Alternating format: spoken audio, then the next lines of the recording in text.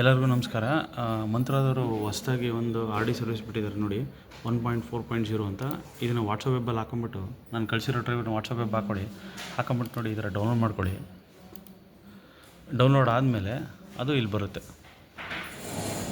ನೋಡಿ, ಈ ಥರ ಡೌನ್ಲೋಡ್ ಆಗುತ್ತೆ ನೋಡಿ. ಈ ಥರ ಡೌನ್ಲೋಡ್ ಆದಮೇಲೆ ಇದ್ರ ಮೇಲೆ ಡಬಲ್ ಕ್ಲಿಕ್ ಮಾಡಿ. ಡಬಲ್ ಕ್ಲಿಕ್ ಮಾಡಿದ ತಕ್ಷಣ ಅದು ಮುಂದೆ ಪ್ರಾಸೆಸ್ ಆಗುತ್ತೆ. ಇಲ್ಲಿ ನೋಡಿ, ಈ ಥರ ಬರುತ್ತೆ. ಇಲ್ಲಿ ರನ್ ಅಂತ ಕೊಡಿ. ಪುನಃ ಈ ಥರ ಬರುತ್ತೆ, ಎಸ್ ಅಂತ ಕ್ಲಿಕ್ ಮಾಡಿ. ಪುನಃ ಇಲ್ಲಿ ನೆಕ್ಸ್ಟು ಇನ್ಸ್ಟಾಲ್ ಅಂತ ಕೊಡಿ. ಹಾಂ ನೋಡಿ, ಇಷ್ಟಾದಮೇಲೆ ಇದು ಪೂರ್ತಿ ಮುಗೀತು ಅಂತ ಈ ಥರ ಪಾಪಪ್ ವಿಂಡೋ ಬರುತ್ತೆ. ಇದಾದಮೇಲೆ ಇಲ್ಲಿ ಜಸ್ಟ್ ಇದು ಫಿನಿಶ್ ಅಂತ ಕೊಡಿ. ಇದು ಫಿನಿಶ್ ಅಂತ ಕೊಟ್ಟಾದ್ಮೇಲೆ ನೀವೇನು ಮಾಡಬೇಕು, ನಿಮ್ಮ ಸಿಸ್ಟಮ್ನ ರೀಸ್ಟಾರ್ಟ್ ಮಾಡಬೇಕು. ರೀಸ್ಟಾರ್ಟ್.